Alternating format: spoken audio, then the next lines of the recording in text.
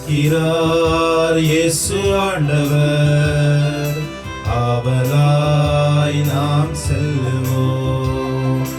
அழைக்கிறார் இயேசு ஆண்டவர், ஆவலாய் நாம் செல்லுவோம். அவர் பலியினில் கலந்திட, அவர் ஒளியினில் நடந்திட, அவர் பலியினில் கலந்திட, அவர் ஒளியினில் நடந்திட, சாட்சிகளாய் என்று வாழ்ந்திட இந்நாளிலே அழைக்கிறார் இயேசு ஆண்டவர், ஆவலாய் நாம் செல்லுவோம். தேடிய தேவன் வருகிறார், தன்னையே நாடும் தருகிறார்.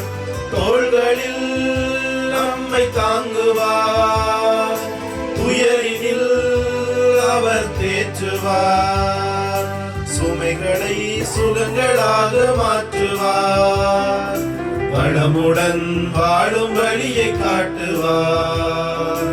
சுமைகளை சுகங்களாக மாற்றுவார், வளமுடன் வாழும் வழியை காட்டுவார்.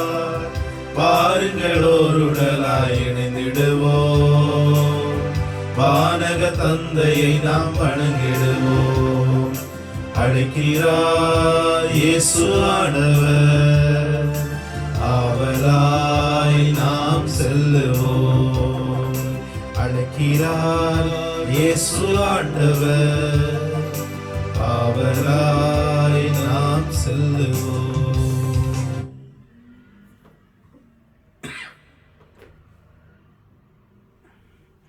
ஆண்டவருக்கு நாம் புகழ் பாடுவோம், ஏனெனில் அவர் மாட்சியோடு வெற்றி பெற்றார். ஆண்டவரே என் ஆற்றல், என் பாடல், அவரே என் விடுதலை. தந்தை மகன் தூய ஆவியானவரின் பெயராலே ஆமென். நமது ஆண்டவராகிய இயேசு கிறிஸ்துவின் அருளும் கடவுளின் அன்பும் தூய ஆவியானவரின் நட்புறவும் உங்கள் அனைவரோடும் இருப்பதாக, ஆன்மாவோடும் இருப்பதாக. கிறிஸ்துவிலே அன்புமிக்க சகோதர சகோதரிகளே, தந்தைக்கு செவி சாய்க்கின்றவர் என்னிடம் வருகின்றார் என்ற ஆண்டவருடைய திருவாக்குகள் நாங்கள் சுமைகளோடும் வேதனைகளோடும் கவலைகளோடும் இந்த உலகத்திலே வாழுகின்ற பொழுது எங்களுக்கு புகலிடமாகவும் கோட்டையாகவும் அரணாகவும் இருப்பது இயேசுவின் திரு இருதயமே என்பதை எங்களுக்கு தெளிவாக்குகின்றது. இந்த நாட்களிலே நாங்கள் விசேடமாக ஆண்டவரை பார்த்து நாங்கள் ஆழமாக ஜெபிப்போம். முக்கியமாக பல பிரச்சனைகளுக்குள்ளே, பொருளாதார நெருக்கடிகளுக்குள்ளே சென்று கொண்டிருக்கின்ற குடும்பங்கள் ஆண்டோட உதவியை பெற்றுக்கொள்ள இன்னும் இந்த சித்திரை மாதத்தினுடைய இறுதி நாளிலே நாங்கள் நின்று கொண்டிருக்கின்றோம். இந்த மாதம் முழுவதும் நாங்கள் வீடுகளிலே முடக்கப்பட்டிருந்த நிலையிலும் இறைவன் எங்களுக்கு தந்திருந்த பாதுகாப்புக்காகவும் பராமரிப்புக்காகவும் நாங்கள் ஆண்டவருக்கு நன்றி சொல்லுவோம். அவர் எங்கள் மேல் இரக்கம் கொண்டு இந்த நாட்களிலே இந்த மாதம் முழுவதும் செய்த அனைத்து நன்மைத்தனங்களுக்காக நாங்கள் ஆண்டவரை போற்றி இந்த பலியை நன்றி பலியாக ஒப்புக் கொடுப்போம்.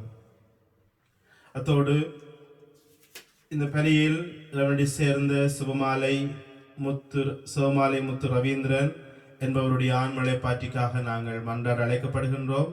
நாளைய நாளிலே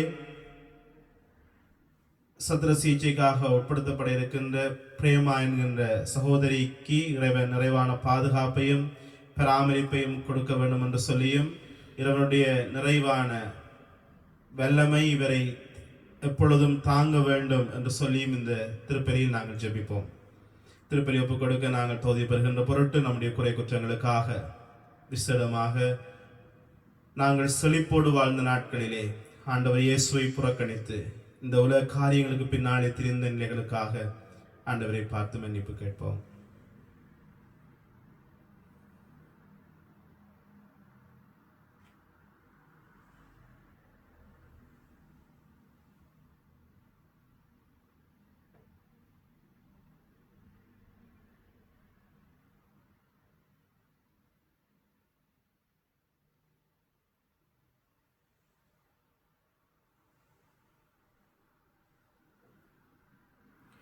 எல்லாம் வல்ல இறைவனிடமும் சகோதர சகோதரிகளை உங்களிடமும் நான் பாவி என்று ஏற்றுக்கொள்கிறேன்.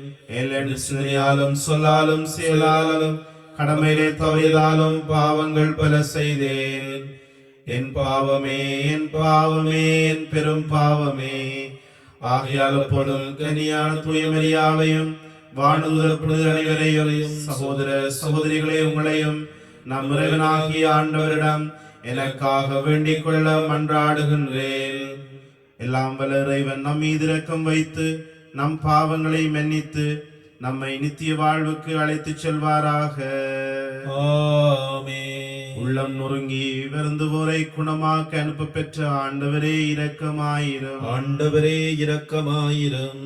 பாவிகளையும் மனமுடைந்தவர்களையும் தேற்றுகின்ற இயேசுவே இரக்கமாயிரும். கிறிஸ்துவே இரக்கமாயிரும். தந்தையின் வலப்பக்கத்தில் வீற்றிருந்து எங்களுக்காக பரிந்து பேசுகின்ற ஆண்டவரே இரக்கமாயிரும். ஆண்டவரே இரக்கமாயிரும்.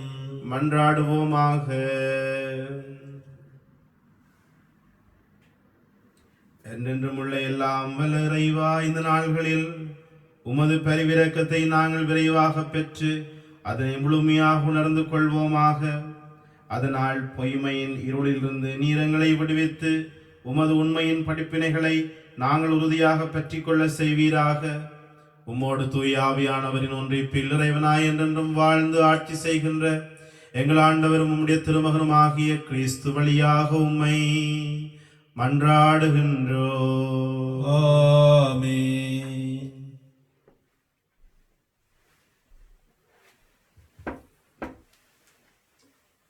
திருத்தூதர் பணிகள் நூலிலிருந்து வாசகம். அதிகாரம் 8 இறை வசனங்கள் 26 தொடக்கம் 40. அந்நாள்களில் ஆண்டவரின் தூதர் பிலிப்பிடம், நீ எழுந்து எருசலேமிலிருந்து காசாவுக்கு செல்லும் வழியாக தெற்கு நோக்கி போ என்றார். அது ஒரு பாலைநில பாதை. பிலிப்பு அவ்வாறே புறப்பட்டு போனார். அப்போது எத்தியோப்பிய அரச அலுவலர் ஒருவர் ஜெருசலேம் சென்று கடவுளை வணங்கிவிட்டு திரும்பி சென்று கொண்டிருந்தார். அவர் ஒரு அலி, எத்தியோப்பிய அரசியான கந்தகியின் நிதியமைச்சர்.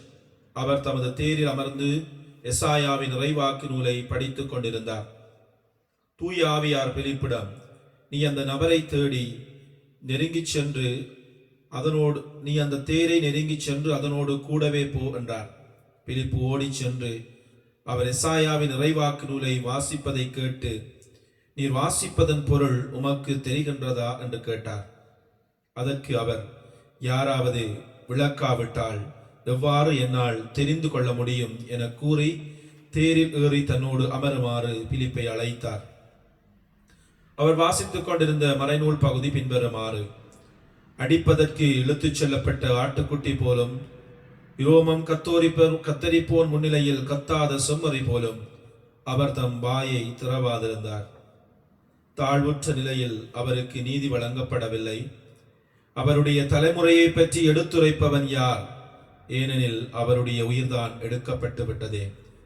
அவர் பிலிப்பிடம், இறைவாக்கினர் யாரை குறித்து இதை கூறுகின்றார்? தம்மை குறித்தா அல்லது மற்றொருவரை குறித்தா? தயவு செய்து கூறுவீரா என்று கேட்டார். அப்போது பிலிப்பு இந்த மறைநூல் பகுதியிலிருந்து தொடங்கி இயேசுவை பற்றிய நற்செய்தியை அவருக்கு அறிவித்தார். அவர் போய்கொண்டிருந்த போது வழியில் தண்ணீர் இருந்த ஓர் இடத்திற்கு வந்தார்கள். அப்போது அவர், இதோ தண்ணீர் உள்ளதே, நான் திருமுழுக்கு பெற ஏதாவது தடை உண்டா என்று கேட்டார். அதற்கு பிலிப்பு, நீர் முழு உள்ளத்தோடு நம்பினால் தடையில்லை என்றார். உடனே அவர், இயேசு கிறிஸ்து இறைமகன் என்று நம்புகின்றேன் என்றார். உடனே அமைச்சர் தேரை நிறுத்த கூறினார்.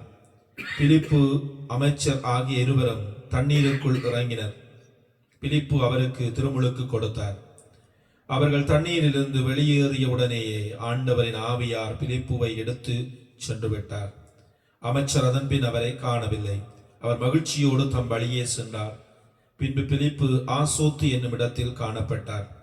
செசரியா போய் சேரும் வரை அவர் சென்ற நகரங்களிலெல்லாம் நற்செய்தியை அறிவித்தார்.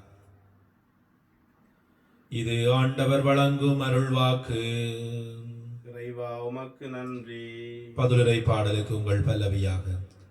அனைத்துலகோரே கடவுளை போற்றி ஆர்ப்பரியுங்கள். அனைத்துலகோரே கடவுளை போற்றி ஆர்ப்பரியுங்கள். அனைத்துலகோரே கடவுளை போற்றி ஆர்ப்பரியுங்கள். மக்களினங்களே நம் கடவுளை போற்றுங்கள், அவரை புகழ்ந்து பாடுமொழி கேட்கச் செய்யுங்கள். நம்மை உயிர் வாழச் செய்தவர் அவரே, அவர் நம் கால்களை இடற விடவில்லை. அனைத்துலகோரே கடவுளை போற்றி ஆர்ப்பரியுங்கள். கடவுளுக்கு அஞ்சி நடப்போரே அனைவரும் வாரீர், கேளீர், அவர் எனக்கு செய்ததனை எடுத்துரைப்பேன். அவரிடம் அன்றாட என் வாய் திறந்தது, அவரை ஏத்தி புகழ நாய் எழுந்தது. அனைத்துலகோரே கடவுளை போற்றி ஆர்ப்பரியுங்கள். என் மன்றாட்டை புறக்கணியாத கடவுள் போற்றி, தம் பேரன்பை என்னிடமிருந்து நீக்காத இறைவன் போற்றி. அனைத்துலகோரே கடவுளை போற்றி ஆர்ப்பரியுங்கள்.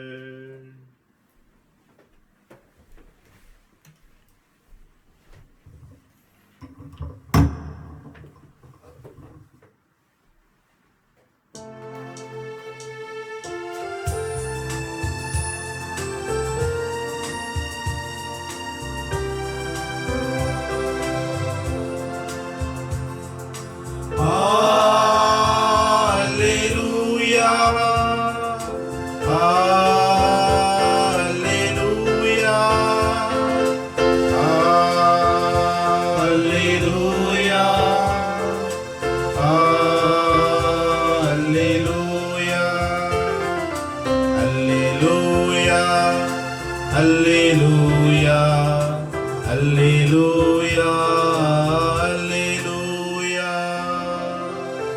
விண்ணகத்திலிருந்து இறங்கி வந்த வாழ்வு தரும் உணவு நானே. இந்த உணவை எவராவது உண்டார், அவர் என்றுமே வாழ்வார் என்கிறார் ஆண்டவர். அல்லேலூயா,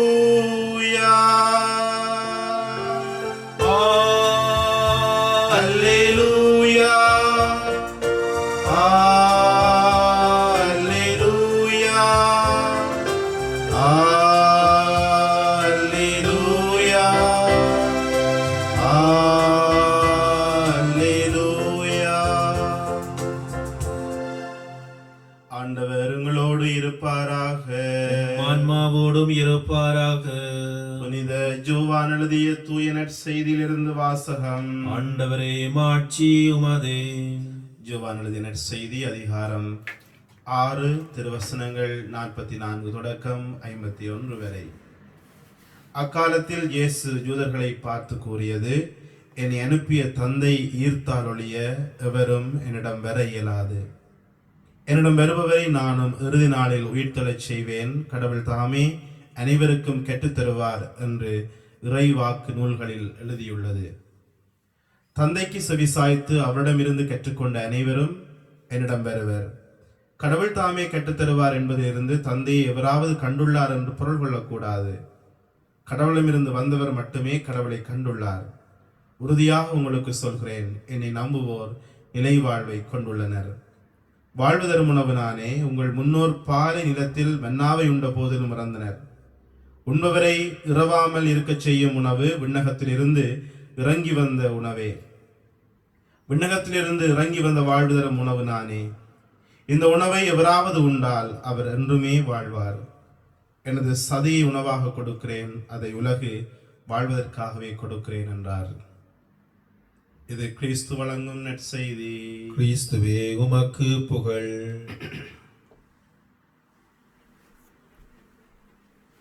கிறிஸ்துவிலே அன்புக்குரிய சகோதர சகோதரிகளே, இந்த நற்செய்தியிலே நாங்கள் வாசிக்க கேட்டோம், தந்தைக்கு செவிசாய்த்து அவரிடமிருந்து கற்றுக்கொண்ட அனைவரும். இங்கே 2 முக்கியமான பதங்களை நாங்கள் பார்க்கின்றோம். ஒன்று செவிசாய்ப்பது, மற்றது கற்றுக்கொள்வது. எங்கள் ஒவ்வொருவருக்கும், முக்கியமாக மாணவர்களுக்கு, இந்த 2ம் மிகவும் முக்கியமானதாக இருக்கின்றது. ஒன்று லிசனிங், மற்றது லேர்னிங். செவிசாய்ப்பதும் கற்றுக்கொள்வதும். எங்களுடைய ஆன்மீக வாழ்க்கையிலே இந்த 2ம் மிகவும் மிகவும் அத்தியாவசியமான ஒன்றாக இருக்கின்றது. நாங்கள் செவிசாய்க்க வேண்டும், கற்றுக்கொள்ள வேண்டும். செவிசாய்த்தல் என்று சொல்லி நாங்கள் பார்க்கின்ற பொழுது, பழைய ஏற்பாட்டிலே சாமுவேலுடைய அழைப்பை நாங்கள் பார்க்கின்ற பொழுது, அவன் ஏலி என்கின்ற குருவோடு தங்கி இருக்கின்ற வேளையிலே சாமுவேல் சாமுவேல் என்று அந்த சத்தத்தை அவன் கேட்கின்றான். அப்பொழுது அவன் அந்த சத்தத்துக்கு செவி சாய்த்து ஏலியிடம் சென்று கேட்கின்றான், நீங்கள் என்னை கூப்பிட்டீர்களா? ஏலி சொல்லுவார், நான் உன்னை கூப்பிடவில்லை, நீ போய் படுத்துக்கொள். இரண்டாம் முறையாக சாமுவேல் சாமுவேல் என்று அந்த குரலை அவன் செவி சாய்த்து மீண்டும் ஏலியிடம் போய் கேட்பான், என்னை நீங்கள் அழைத்தீர்களா?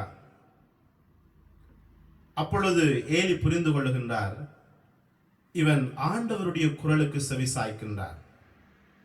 எனவே ஏலி சிறுவன் சாமுவேலுக்கு கூறுகின்றார், இனி ஒரு முறை இவ்விதமாக அழைத்தால் ஆண்டவரே கூறும், ஆண்டவரே பேசும், உம்முடைய ஊழியன் நான் செவி சாய்க்கின்றேன் என்று நீ சொல்லு என்று சொல்லுகின்றார். இவ்விதமாக அவன் சொல்லுகின்றான். குருக்களாகிய நாங்கள் காலை ஜெபங்களை சொல்லுகின்ற பொழுது முதலாவது வார்த்தையிலே ஆண்டவரே என் உதடுகளை துறந்தரலும், என் வாய் உம்முடைய புகழ்ச்சியை எடுத்துரைக்கும். இரண்டாவது, ஆண்டவரே பேசும், உம் அடியேன் நான் செவி சாய்க்கின்றேன் என்று நாங்கள் ஜெபிப்பது வழக்கமாக இருக்கின்றது.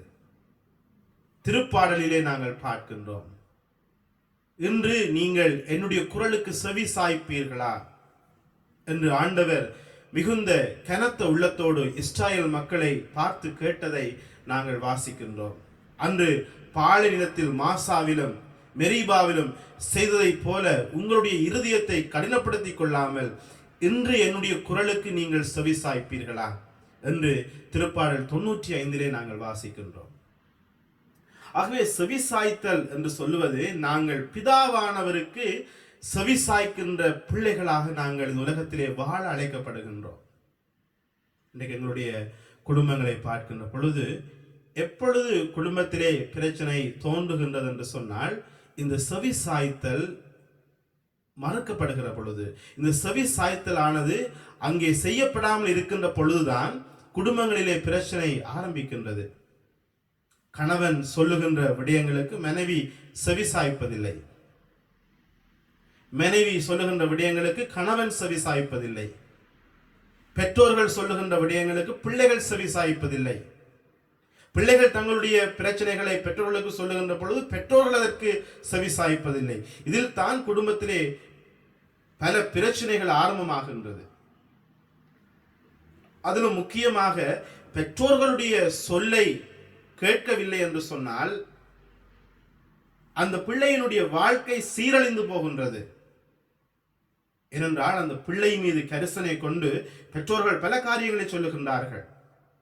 நீ விதமாக உடுக்க வேண்டும், நீ இந்த இடங்களுக்கு போகக்கூடாது, இவ்விதமாக நீ படிக்க வேண்டும், இவ்விதமாக நீ வளர வேண்டும், இவ்விதமாக உன்னுடைய வாழ்க்கையை அமைத்துக்கொள் என்று சொல்லி அவர்கள் மிகுந்த கனத்தோடும் பாரத்தோடும் அன்போடும் கரிசனையோடும் பிள்ளைக்கு சொல்லுகின்ற பொழுது பிள்ளை அதை அந்த வார்த்தைகளுக்கு செவி சாய்க்கவில்லை என்று சொன்னால் பிள்ளை பாதாளத்துக்குள்ளே போகின்றது, பிள்ளையினுடைய வாழ்க்கை பாழ்பட்டு போகின்றது. ஆகவே இன்றைய நாளில் வேதம் எதை சொல்லுகின்றது என்று சொன்னால், நீங்கள் முதலாவது தந்தைக்கு செவி சாயுங்கள். எவ்விதமாக நாங்கள் ஆண்டவருக்கு செவி சாய்க்கின்றோம்? முதலாவதாக அவருடைய வார்த்தைகளுக்கு நாங்கள் செவி சாய்க்கின்றோம். இன்னைக்கு அவருடைய வார்த்தைகளை கேட்பதற்கு எங்களுடைய காதுகளை நாங்கள் கூர்மையாக்குகின்றோம். முதலாவதாக நாங்கள் ஆண்டவருடைய வார்த்தைக்கு நாங்கள் செவி சாய்க்க வேண்டும். இன்னைக்கு எத்தனையோ வார்த்தைகளை ஆண்டவர் எங்களுக்கு தந்து கொண்டிருக்கின்றார். ஒவ்வொரு நாளும் திருச்சபை எங்களுக்கு முதல் வாசகம், நற்செய்தி வாசகம், பதிலுரை பாடல் என்பதை ஒவ்வொரு நாளும் ஒரு தாய்க்குரிய அன்போடு திருச்சபை எங்களுக்கு தந்து கொண்டிருக்கின்றது. இந்த நாளுக்கு இதுதான் முதல் வாசகம், இதுதான் நற்செய்தி வாசகம், இதுதான் பதிலுரை பாடல், வாசியுங்கள், செவிசாயுங்கள் என்று எங்களுக்கு வார்த்தைகளை திருச்சபை தாயை போல தந்து கொண்டிருக்கின்ற பொழுது நாங்கள் அவற்றிற்கு செவி சாய்க்க வேண்டும். ஆண்டவர் என்ன சொல்லுகின்றார்? இன்றைய எங்களுடைய குழப்பங்களுக்கு ஆண்டவர் என்ன சொல்லுகின்றார்? செவி சாய்க்க வேண்டும். அது மாத்திரமல்ல, எங்களுடைய நாளாந்த வாழ்க்கையிலே பல சம்பவங்களூடாக ஆண்டவர் எங்களுக்கு அவர் மிகுந்த மென்மையான குரலிலே சில விடயங்களை கூறிக்கொண்டிருக்கின்றார். நாங்கள் அவருடைய பிள்ளைகளாக இருக்கின்றோம். அவர் எங்களுடைய தகப்பனாக இருக்கின்றார். ஆகவே அவர் எங்களுடைய தகப்பனாக இருக்கின்ற பொழுது அவருடைய குரல் பிள்ளைக்கு கேட்க வேண்டும். அதான் கிறிஸ்தவ வாழ்வு, அதான் அந்த உறவு. எங்களுக்கும் கடவுளுக்கும் இருக்கின்ற உறவு என்னவென்று சொன்னால், நான் அவரை உரிமையோடு அப்பா என்று சொல்லி கூப்பிட வேண்டும். அவர் என்னை பார்த்து பிள்ளை என்று சொல்லி கூப்பிடுகின்ற அந்த சத்தம் என்னுடைய காதுகளுக்கு கேட்க வேண்டும். அந்த வார்த்தைகளுக்கு நான் செவி சாய்க்க வேண்டும். பல வேளைகளில் என்னை தட்டி கொடுக்கின்றார். சோர்ந்து போகாதே, நான் உன்னோடு இருக்கிறேன். துயரப்பட்டு நாங்கள் கண்ணீர் விட்டு அழுகிற பொழுது அவர் எங்களுக்கு தட்டி கொடுக்கின்றார், ஆதரவளிக்கின்றார், தேற்றுகின்றார், வசனத்தினாலே தேற்றுகின்றார். உயிர்ப்பும் வாழ்வும் நானே, என்னில் நம்பிக்கை கொள்ளுகிறவர் இறப்பினும் வாழ்வார். இவ்விதமாக அவருடைய வார்த்தைகள் எங்களை தேற்றுகின்றது. சில வேளைகளில் எங்களை கண்டிக்கின்றார்.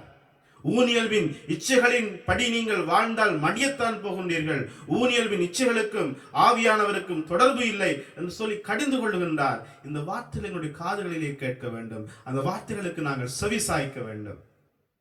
இது மாத்திரமல்ல, இன்று எங்களை சுற்றி நடக்கின்ற பல சம்பவங்களூடாக ஆண்டவர் எங்களோடு பேசுகின்றார். மிக பயங்கரமான இந்த நோயினுடைய ஒரு பின்புலத்தில் நின்று ஆண்டவர் எங்களோடு பேசுகின்றார். பல விடயங்களை சொல்லுகின்றார். செவி சாய்க்கின்றோம், செவி சாய்க்கின்றோமா? மிகவும் முக்கியமான விடயம் நாங்கள் ஆண்டவருக்கு செவி சாய்ப்பது. பல வேளைகளில் நாங்கள் செழிப்போடு வாழுகிற பொழுது அல்லது திடத்தோடு மிகவும் புஷ்டியாக நாங்கள் இந்த உலகத்திலே வாழுகிற பொழுது கடவுளுக்கு நாங்கள் செவி சாய்ப்பதில்லை. ஏன் நாங்கள் ஆலயங்களை புறக்கணிக்கின்றோம்? ஏன் நாங்கள் நிறைய வார்த்தையை புறக்கணிக்கின்றோம்? ஏன் கடவுள் சம்பந்தப்பட்ட காரியங்களை நாங்கள் புறக்கணிக்கின்றோம்? காரணம், நாங்கள் கடவுளுக்கு செவி சாய்க்க நாங்கள் விருப்பமற்றிருக்கின்றோம். நேரமில்லை என்று சொல்வதற்கல்ல. இந்த உலக காரியங்களை நாங்கள் செவிசாய்க்கின்றோம். நண்பர்களுடைய வார்த்தைகளை செவிசாய்க்கின்றோம். எங்களுக்கு தேவையானவற்றை செவிசாய்க்கின்றோம். காதுக்கு இனிமையானவற்றை செவிசாய்க்கின்றோம். பிடித்தவர்களுடைய கதைகளை, சம்பாஷணைகளை செவிசாய்க்கின்றோம். ஏன் கடவுளை நாங்கள் கடவுளுடைய வார்த்தைகளுக்கு, கடவுளுடைய குரலுக்கு நாங்கள் செவிசாய்க்கவில்லை என்று சொன்னால், அவரை நாங்கள் புறக்கணிக்கின்றோம் அல்லது அவரை நாங்கள் பின்னுக்கு தள்ளுகின்றோம். எங்களுடைய சிஸ்டம், எங்களுடைய வாழ்க்கையின் முதன்மை காரணங்களுக்குள்ளே கடவுள் எத்தனையாவது நிலையில் இருக்கின்றார் என்று சொன்னால் அது எங்களுடைய வாழ்க்கை தான் பதில் சொல்லும். அவர் எவ்வளவு தூரம் நாங்கள் பின்னுக்கு தள்ளிவிட்டோம். பல வேளைகளில் பொருளாதாரம் எங்களுக்கு முன்னுக்கு நிற்கின்றது. முதலாவது பொருளாதாரம், முதலாவது வேலை. பல வேளைகளில் பொருளாதாரத்துக்கு அடுத்ததாக கல்வி இருக்கின்றது அல்லது தொழில் இருக்கின்றது. அதுக்கு பிறகுதான் கடவுள். ஆகவே இன்று 3ஆம் நிலை, 4ஆம் நிலை, 5ஆம் நிலை, 6ஆம் நிலை என்று சொல்லி கடவுள் எங்கேயோ புறம் தள்ளப்பட்டுக் கொண்டிருக்கின்ற அந்த நிலை அவருக்கு நாங்கள் செவி சாய்க்க விருப்பமில்லை என்பதை எங்களுக்கு காட்டுகின்றது. இந்த கசப்பான உண்மையை இந்த நாட்களிலே நாங்கள் ஏற்றுக்கொள்ள வேண்டும். ஆண்டவருக்கு நாங்கள் செவி சாய்ப்பதற்கு நாங்கள் எப்பொழுதும் தயாராக இருக்க வேண்டும். ஏனென்று சொன்னால், எங்களை படைத்தவர் அவர், இந்த பூமியை படைத்தவர் அவர், இந்த பிரபஞ்சத்தின் தந்தை அவர், எங்களுடைய தகப்பன் அவர். அவர்தான் அனைத்தையும் அறிந்து அனைத்தையும் சீர்கொண்டு நடத்துகிறவராக இருக்கின்றார். அவருக்குத்தான் நாங்கள் செவி சாய்க்க வேண்டும். அவர்தான் எங்களுக்கு எல்லாவற்றையும் சொல்லித் தருகின்றார். இந்த நோய்க்கு என்ன நடக்க போகிறது, இந்த நோய் எப்படி வந்தது, இனி எப்படி போக போகின்றது, இந்த பூமியின் கதி என்ன நடக்க போகின்றது, எல்லாவற்றையும் தன்னுடைய ஞானத்தினால் அறிந்தவர் சில விடயங்களை சொல்லுகின்ற பொழுது நாங்கள் செவி சாய்க்க வேண்டும். அடுத்தாக நாங்கள் பார்க்கின்றோம், தந்தைக்கு செவி சாய்த்து அவரிடமிருந்து கற்றுக்கொள்ளுகின்றவர்கள். ஆண்டவர் இயேசுவினுடைய வார்த்தைகள். பிதாவானவருக்கு செவி சாய்த்து அவரிடமிருந்து கற்றுக்கொண்டவர்கள். சில ஆண்டுகளுக்கு முதல் இலங்கையிலே கற்றுக்கொண்ட பாடங்கள் என்று சொல்லி ஒரு குழுவை அமைத்தார்கள், ஒரு ஆணைக்குழு அமைத்தார்கள். லேர்ன்ட் லெசன்ஸ் என்று சொல்லி நாங்கள் இந்த போரின் காலங்களிலே கற்றுக்கொண்ட பாடங்கள் என்று சொல்லி இந்த காணாமல் போனோர்களுடைய கதைகளை அல்லது பிரச்சனையிலே சிக்குண்டவர்களுடைய கதைகளை செய்மடுக்க வேண்டும் என்று சொல்லி ஒரு ஆணைக்குழுவை அமைத்தார்கள். ஆனால் உண்மையாகவே அவர்கள் அந்த கற்றுக்கொண்ட பாடங்களை அவர்கள் வடிவாக அலசி ஆராயவில்லை. அந்த கற்றுக்கொண்ட பாடங்களில் இருந்து அவர்கள் கற்றுக்கொள்ளவில்லை. ஆனால் இயேசு என்று சொல்லுகின்றார், தந்தைக்கு செவிசாய்த்து அவரிடமிருந்து கற்றுக்கொண்டவர்கள் என்னிடம் வருகின்றார்கள். ஆகவே கற்றுக்கொள்ளுதல் என்று சொல்லுகின்ற பொழுது கடவுள் தாமே எங்களுக்கு எல்லாவற்றையும் சொல்லித் தருகின்றார்.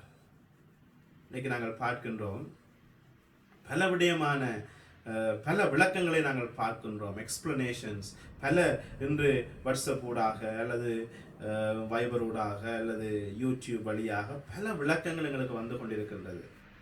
இது எப்படி வந்தது, எப்படி போக போகிறது, இந்த விடயங்கள் வருகின்ற பொழுது ஆண்டவருடைய பிள்ளைகள் அவரிடமிருந்து கற்றுக்கொள்ளுகின்றார்கள்.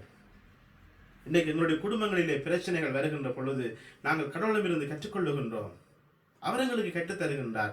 ஏன் இந்த பிரச்சனை வந்தது, ஏன் நாங்கள் விழுந்து போனோம், பொருளாதாரத்திலே ஏன் நாங்கள் விழுந்து கிடக்கின்றோம், குடும்பத்திலே ஏன் வறுமை வந்தது, கடவுள் எங்களுக்கு கற்றுத்தருகின்றார். ஆகவே இதிலிருந்து தப்புவதற்கு இப்படியாக செய்யுங்கள். அவர் எங்களுக்கு பல விடயங்களை சொல்லித் தருகின்றார். நீங்கள் ஏன் விழுந்தீர்கள், நீங்கள் ஏன் பாவத்தினாலே கடிபட்டீர்கள், ஏன் உங்களுக்கு இப்படி நிகழ்ந்தது, இப்படி செய்யுங்கள். நீங்கள் ஏன் ஆசீர்வதிக்கப்பட்டிருக்கிறீர்கள், நீங்கள் ஏன் இன்று இவ்வளவு சந்தோஷத்தோடும் அமைதியோடும் வாழ்ந்து கொண்டிருக்கிறீர்கள், இதுதான் காரணம், இதை பற்றி கொள்ளுங்கள் என்று பல காரியங்களை ஆண்டவர் எங்களுக்கு தகப்பனை போல கற்றுத்தந்து கொண்டிருக்கின்றார். ஒரு குடும்பத்திலே பார்க்கின்ற பொழுது பிள்ளைகளை பெற்றோர்கள் சில மைதானங்களுக்கு அழைத்து சென்று பிள்ளைகளை கற்றுக் கொடுப்பார்கள்.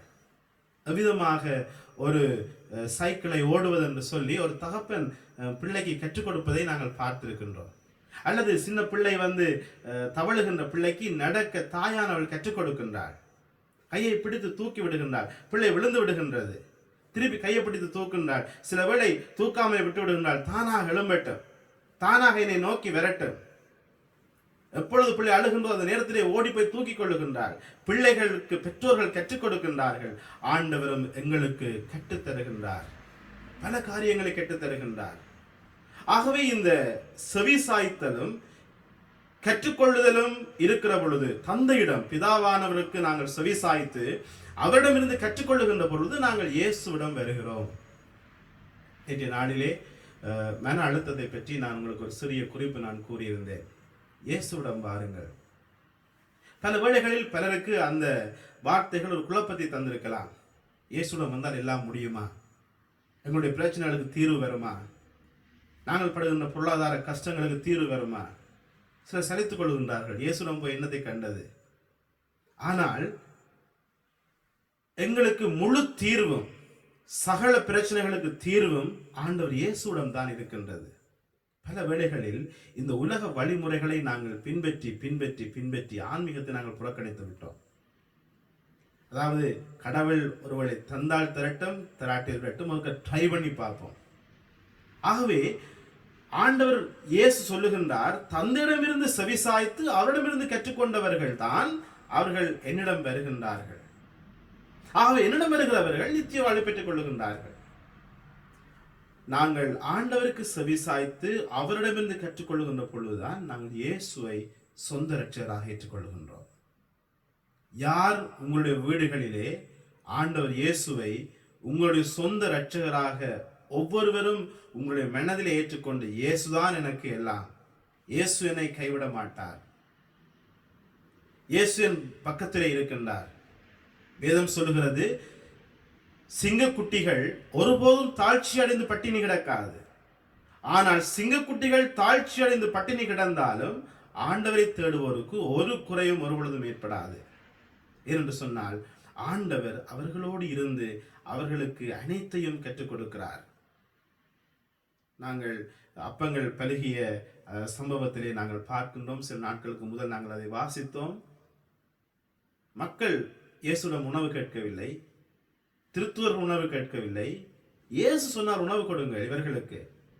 நாங்கள் பசியாக இருப்பதை, நாங்கள் நெருக்கப்படுவதை, நாங்கள் உடைக்கப்படுவதை இயேசு அறிந்திருக்கின்றார்.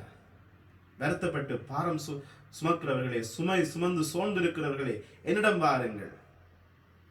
எங்களுடைய அழுகை, எங்களுடைய வேதனை, எங்களுடைய கஷ்டம், எங்களுடைய பசி, எங்களுடைய பண பிரச்சனை எல்லாவற்றையும் இயேசு மாத்திரம் அறிந்து கொண்டார். ஏனென்று சொன்னால், அவர் எங்களைப் போல ஒரு மனுஷனாக இந்த பூமியிலே வந்து 33 ஆண்டுகள் இந்த பூமியிலே வாழ்ந்து அவர் கற்றுக்கொண்டார். அனைத்தையும் அறிந்தார். ஒரு மனித உடலில் ஏற்படுகின்ற சகல விதமான பிரச்சனைகளையும், அது பசியாக இருக்கலாம், பொருளாதார நெருக்கடியாக இருக்கலாம், அல்லது சாவாக இருக்கலாம், அல்லது பிசாசின் தொல்லையாக இருக்கலாம், நோயாக இருக்கலாம், காய்ச்சலாக இருக்கலாம், அல்லது எல்லா விதமான காரியங்களையும் இந்த பூமியிலே அவர் கற்றுக்கொண்டார். என்று சொன்னால், அவர் மனித உடலேற்ற கடவுளுடைய வார்த்தை எங்களை போல ஒரு மனுஷனாக இந்த உடலோடு, இந்த உடலுக்கு இருக்கிறதான எல்லா விதமான குணாதிசயங்களோடும் எல்லா விதமான வேட்கைகளோடும் இந்த பூமியில் அவர் வாழ்ந்து அறிந்திருக்கின்றார். ஆகவே தலைமை குருவாகிய அவர் தகுந்த நேரத்தில் எங்களுக்காக பரிந்து பேசக்கூடியவராக இருக்கிறார் என்று வேதம் சொல்கிறது. ஏன் பரிந்து பேசக்கூடியவராக இருக்கிறார்? எங்களை போல ஒரு மனுஷனாக இந்த பூமியில இருந்த நிமித்தமாக. இன்னைக்கு நாங்கள் அவருடைய பிள்ளைகளாக இருக்கின்ற பொழுது, நாங்கள் நெருக்கப்படுகின்ற பொழுது அவர் அதை அறிகின்றார். உன்னுடைய கண்ணீரை என்னுடைய தோற்பைகளிலே நான் சேமித்து வைத்திருக்கிறேன் என்று ஆண்டவர் எங்களுக்கு சொல்லுகின்றார். உன்னை மீட்கப்படாதவாறு என் கை குறுகவில்லை. உன்னை எப்பொழுது மீட்கக்கூடிய அளவு என் கை உன்னை நோக்கி நீண்டு கொண்டிருக்கிறது. ஆனால் நீதான் அந்த கையை பற்றிக் கொள்ளவில்லை. ஆண்டவர் சொன்னார், என்னிடம் வாருங்கள். இயேசு இந்த பூமியிலே வாழ்ந்த பொழுது எத்தனையோ பேர் அவரிடம் தேடி சென்றார்கள். பிள்ளைக்காக போனார்கள், நோய்களுக்காக போனார்கள், பாதிக்கப்பட்டு போனார்கள், உடைக்கப்பட்டு போனார்கள், கண்ணீரோடு மார்த்தா மரியாவை போல அழுது கொண்டு போனார்கள். இயேசுவிடம் சென்ற யாரும் வறுமையாக போகவில்லை. ஒருவன் மட்டும்தான், பணக்கார வாலிபன் மாத்திரம்தான் இயேசுவிடம் பணத்தோடு வந்தான். இயேசு சொன்ன பொழுது அவன் முகவாட்டமாக சென்றான். இயேசுக்கு செவிசாய்க்க முடியாதபடியினாலே அவன் முகவாட்டமாக சென்றான் என்று வேதம் சொல்லுகிறது. அவனை தவிர மற்ற எவரும், அவரிடம் வந்தவர்கள், அவரை நம்பி வந்தவர்கள், அவர்கள் சிறுமைப்பட்டு போகவில்லை, திருப்தியாக்கி அனுப்பினார். இன்றும் அதே இயேசு, உயிர்த்தெழுந்த இயேசு எங்களோடு இருக்கிற பொழுது அவர் எங்களை ஒரு நாளும் கைவிட மாட்டார். நாங்கள் பொருளாதார நெருக்கடியாக இருக்கலாம், குடும்ப பிரச்சனையாக இருக்கலாம், எந்த பிரச்சனையாக இருந்தாலும் அவர் எங்களுக்கு நெருக்கமாக இருக்கிறார். வேதம் சொல்லுகிறது, நொறுங்கிய நைந்த நெஞ்சத்தாருக்கு ஆண்டவர் அருகில் இருக்கிறார். நாங்கள் வருத்தப்பட்டு போகிற பொழுது, நாங்கள் நொந்து போகிற பொழுது அவர் எங்களுக்கு நெருக்கமாக வருகிறார். அவருடைய கரங்களை தாங்குகிறது. அவருடைய காருண்யம் எங்களை பலப்படுத்துகிறது. அவர் எங்களை பார்த்து மனதுருகின்றார். ஆண்டவருடைய வார்த்தை சொல்கிறது, உங்கள் கவலைகளை அவரிடம் விட்டு விடுங்கள். ஏனென்று சொன்னால் அவர் உங்கள் மேல் கவலை கொண்டிருக்கின்றார். பலவேளை நாங்கள் அவரை தேடாமல் போனாலும் அவர் எங்களை தேடுகிறார். நினைத்து பாருங்கள், எவ்வளவு நாட்கள் நாங்கள் ஆண்டவரை புறக்கணித்திருப்போம், எவ்வளவு நாட்கள் புறமுதுகு காட்டி இருப்போம், எவ்வளவு நாட்கள் அவருக்கு எதிரான பாவங்களை நாங்கள் செய்திருப்போம். ஊதாரி மைந்தன் அவன் ஒரு முறை திருந்தி வந்தான். நாங்கள் எத்தனை தடவைகள் ஊதாரி மகனாக மகளாக திரும்ப திரும்ப திரும்ப அதே பாவங்களை நாங்கள் செய்திருப்போம். ஆனாலும் அவர்களை புறக்கணித்து விடவில்லை. இப்பொழுதெல்லாம் இயேசுவே என்று சொல்லி, இயேசுவே நான் பாவி என்று ஒவ்வொரு திருப்பலியிலும் ஆண்டவரே இரக்கமாயிரும், Lord have mercy on me என்று சொல்லுகிற பொழுது ஒரு நாளும் அவர் எங்களை புறக்கணிப்பதில்லை. எனவேதான் வேதம் சொல்கிறது, தந்தையிடமிருந்து செவிசாய்த்து கற்றுக்கொண்டவர்கள் என்னிடம் வருகின்றார்கள், என்னிடம் வருகிறவர்களுக்கு நித்திய வாழ்வை நான் கொடுக்கிறேன், என்னிடம் நம்புகிறவர்களுக்கு நித்திய வாழ்வை நான் கொடுக்கிறேன். அவர் ஒரு நாளும் இறப்பதில்லை. மரணம் அவர்களை தன்னுடைய பிடியிலே வைத்திருக்க முடியாது. ஏனென்று சொன்னால் மரணத்தை வென்றவன் நான். என்னில் விசுவாசம் கொள்ளுகிறவர்கள் அவர்கள் இந்த உலகத்திலே மரணித்து போவதில்லை, மாறாக அவர்கள் நித்திய வாழ்வை பெற்றுக் கொள்ளுகின்றார்கள். பிரியமான சகோதரங்களே, இயேசுவிடம் நாங்கள் வருவோம். பிதாவானவரிடம் நாங்கள் செவிசாய்த்து கற்றுக்கொள்ளுவோம். இயேசு ஆண்டவரிடம் நம்பிக்கையோடு வருவோம், அவரை பெற்றிக் கொள்ளுவோம்.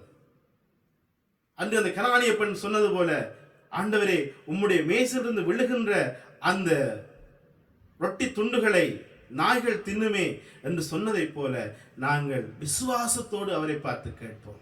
அவருடைய ஆடையின் விளிம்பை தொட்டாலாவது நான் குணமடைவேன் என்று அந்த பெரும்பாடுள்ள பெண் சொன்னதைப் போல நாங்களும் சொல்லுவோம். ஆண்டுடைய அற்புதத்தையும் அவருடைய வல்லமையான பலத்த கரத்தையும் நாங்கள் நிச்சயமாக காணுவோம். ஆமீன்.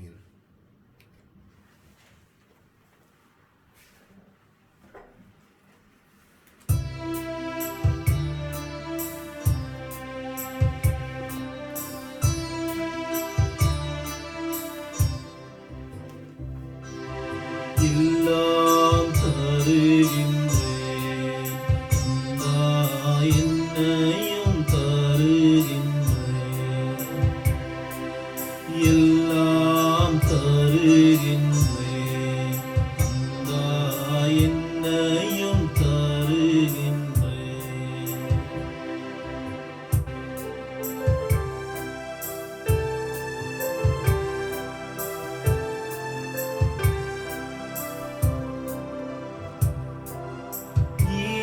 இயற்கையின் மலர்கள் பறித்து தருவேன் உமக்கு காணிக்கை.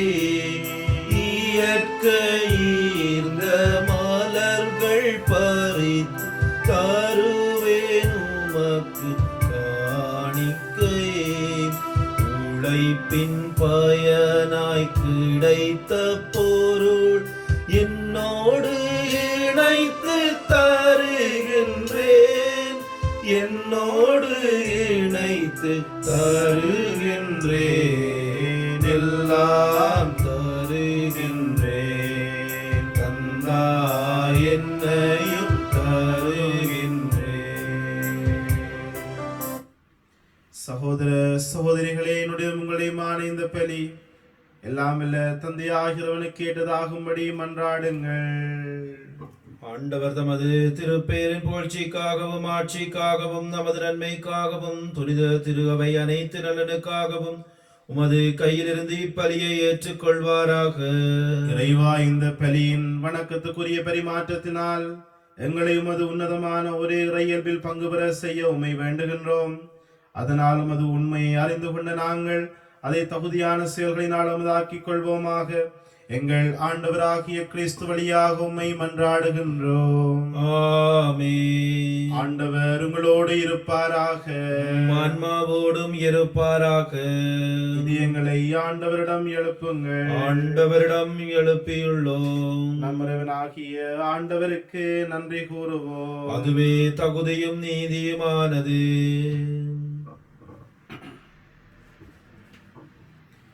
ஆண்டவரே, எக்காலத்திலும் உம்மை புகழ்ந்துரைப்பதும் எல்லாவற்றிற்கும் மேலாக எங்கள் பாஸ்காவாகிய கிறிஸ்து பலியான இந்த சிறப்பான காலத்தில் உம்மை இன்னும் மிகுதியாக வாழ்த்தி போற்றுவதும் மெய்யாகவே தகுதியும் நீதியுமாகும். எங்கள் கடமையும் மீட்புக்குரிய செயலுமாகும். கிறிஸ்து எங்களுக்காக இன்னும் தொடர்ந்து தம்மை கையளித்து திருமணிடையராது பிறந்து பேசி எங்களை பாதுகாத்து வருகின்றார். பலியானவர் இனிமேல் சாக மாட்டார், கொலை செய்யப்பட்ட அவர் என்றென்றும் வாழ்கின்றார். ஆகவே பாஸ்கா மகிழ்ச்சி பொங்க உலகின் மாந்தர் அனைவரும் அக்களிக்கின்றனர். அவ்வாறு ஆற்றல் மிக்கோரும் அதிகாரம் கொண்ட தூதர்களும் உம்முடைய மாட்சிமையை புகழ்ந்து பாடி முடிவென்றே சொல்வதாவது: தூயவர் தூயவர் தூயவர், வான்படைகளின் கடவுளாம் ஆண்டவர். விண்ணகமும் மண்ணகமும் மது ஆட்சியால் நிறைந்துள்ளன. உன்னதங்களிலே ஓசன்னா. ஆண்டவர் பேரால் வருபவர் ஆசி பெற்றவர். உன்னதங்களிலே ஓசன்னா. ஆண்டவரே, நீர் மெய்யாகவே தூயவர், தூய்மையானத்திற்கு மூற்று. ஆகவே உம்முடைய ஆவியை பொழிந்து இக்காணிக்கைகளை தூய்மைப்படுத்த உம்மை வேண்டுகிறோம். இவ்வாறுங்கள் ஆண்டவர் இயேசு கிறிஸ்துவின் உடலும் இரத்தமுமாக எங்களுக்கு இவை மாறுவனவாக. அவர் பாடுபட உளம் கனிந்து தம்மை கையளித்த போது அப்பத்தை எடுத்து நன்றி செலுத்தி அதை பிட்டு தம் சிடருக்கு அளித்து கூறியதாவது: அனைவரும் இதிலிருந்து பெற்று உண்ணுங்கள், ஏனெனில் இது உங்களுக்காக கையளிக்கப்படும் என் உடல்.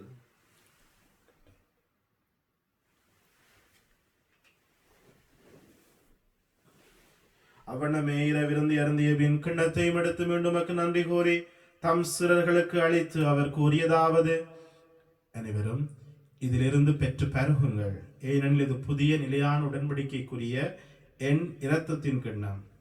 இது பாவ மன்னிப்புக்கென்று உங்களுக்காகவும் பலருக்காகவும் சிந்தப்படும். இதை என் நினைவாக செய்யுங்கள்.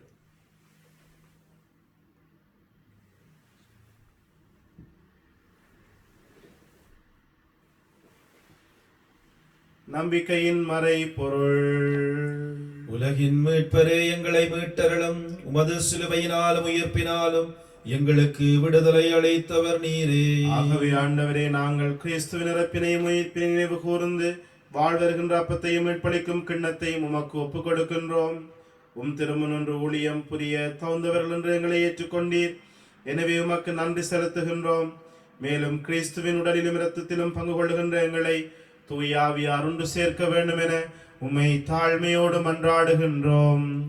ஆண்டவரே, உலகெங்கும் பரவியிருக்கும் உம்முடைய திரு ஆவியை நினைவு கூர்ந்தருளும்.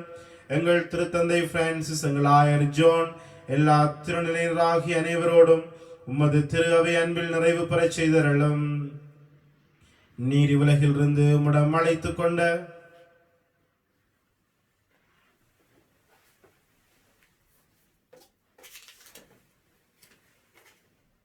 சுபமாலை முத்து ரவீந்திரன் என்னும் அடியவர் நினைவு கூர்ந்தருளும். உமது திருமகனோடு அவரது இறப்பில் இணைக்கப்பட்டிருந்த இவர் உயிர்ப்பிலும் அவரை போல இருக்கச் செய்தருளும். மேலும் உயிர்த்தலும் எதிர்நோக்கோடு துயில் கொள்ளுகின்ற எங்களுடைய சகோதர சகோதரிகளையும் இறந்து போன அனைவரையும் இரக்கத்தோடு நினைவு கூர்ந்து உம்முடைய திருமுகொழியினுள் ஏற்றருளும். எங்கள் அனைவர் மீதும் இரக்கமாயிரும். கடவுளின் கன்னித்தாயான புனித மரியா, அவள் கணவராகிய புனித சூசியப்பர், புனித திருத்தூதர்கள், இவ்வுலகிலும் உட்கொண்டவராயிருந்தோராகிய புனிதர் அனைவரோடும் நாங்கள் நிலை வாழ்வில் பங்குளுற தகுதி பெற்று திருமகன் இயேசு கிறிஸ்து வழியாக உம்மை புகழ்ந்தேத்தும் வரமரள உம்மை மன்றாடுகின்றோம்.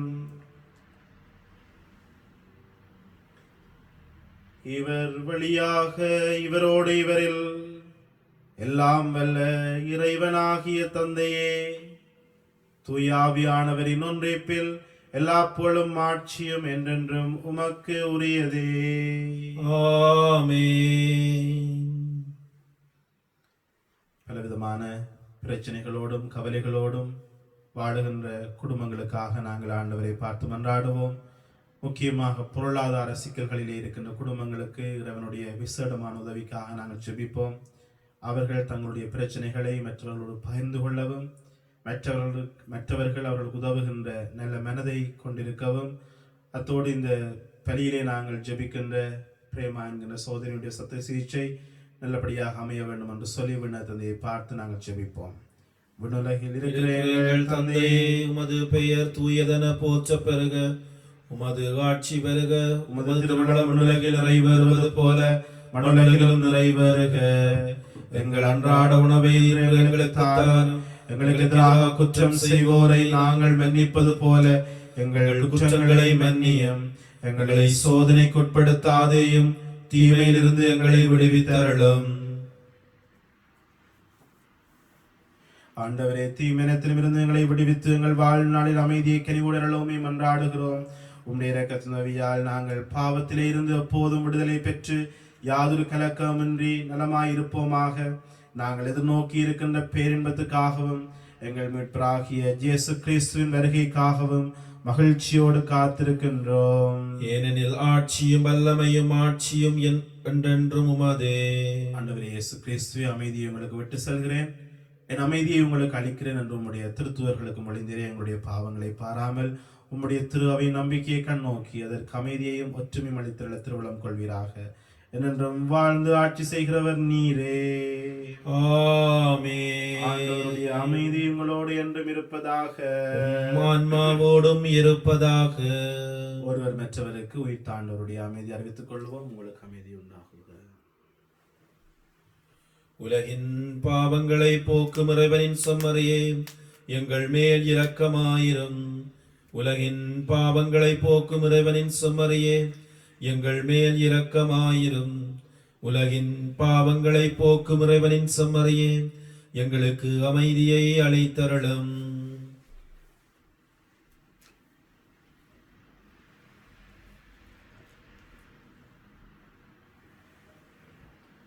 இதோ இறைவனின் செம்மறி, இவரே உலகின் பாவங்களை போக்குகின்றவர். தந்தைக்கு செவிசாய்த்து அவரிடமிருந்து கற்றுக்கொண்டவர்கள் என்னிடம் வருகிறார்கள் என்று கூறிய ஆண்டவர் இயேசு இவரே. சமரியின் திருவிருந்துக்கு அழைக்க பெற்றோர் பேறு பெற்றோர். ஆண்டவரே, நீர் என் இல்லத்தில் எழுந்தருள நான் தகுதியற்றவன். ஆனால் ஒரு வார்த்தை மட்டும் சொல்லியருளும், எனது ஆன்மா நலமடையும்.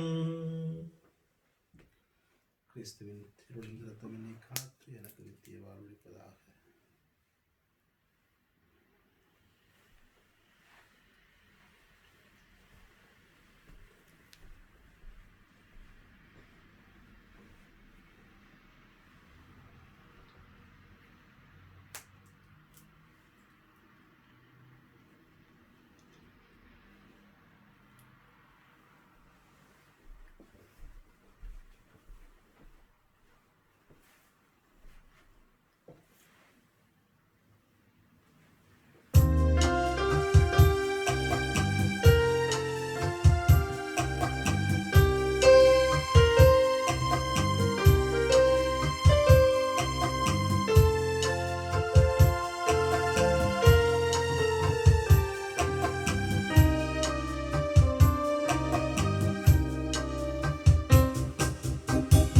இயேசுவே, என் உள்ளம் வா, என் மன்னவா, என் இல்லம் வா.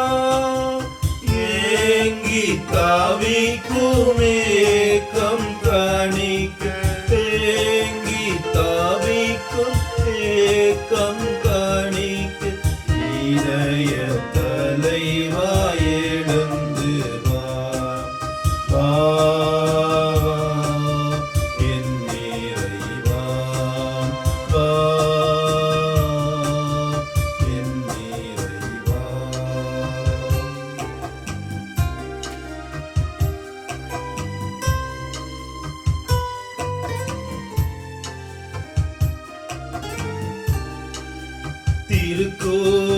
திருக்கோயிலெனதுள்ளம் அதில் வாழவா, திருப்பள்ளி எழுந்தென்னை ஆட்கொள்ளவா. திருக்கோயிலும்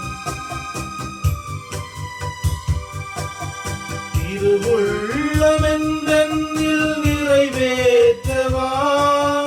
திருவாழ்வாயன் வாழ்வை நீ மாற்றவா. திருத்தாழி மலராக இணையேற்றவா. என் இயேசுவே, என் உள்ளம் வா, என் மன்னவா, என் இல்லம் வா.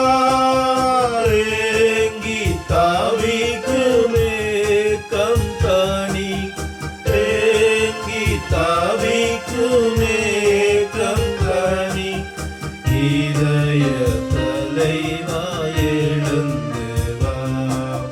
வா என் நிறைவா, வா என் நிறைவா.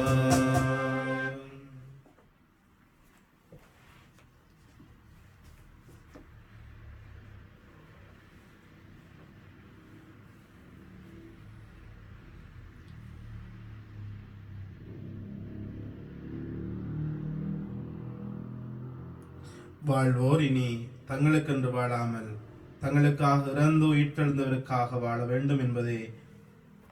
வேண்டும் என்பதற்காகவே அவர் அனைவருக்காகவும் இறந்தார். அல்லேலூயா. நன்றி கூறி மன்றாடுவோம்.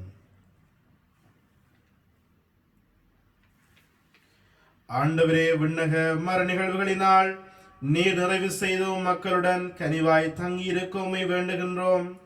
பழைய நிலையிலிருந்து வாழ்வின் புதிய நிலைக்கு நாங்கள் கடந்து செல்ல செய்வீராக.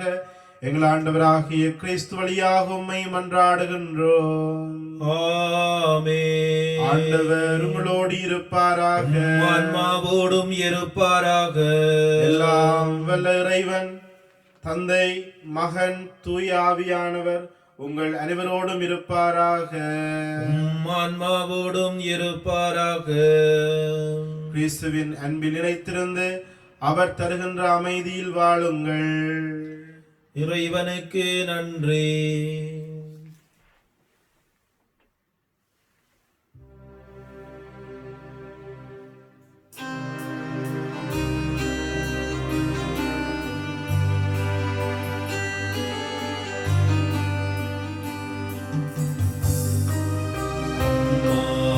மலர்பாதம் வருவேன், அன்பை என் கரம் மாறி தருவேன்.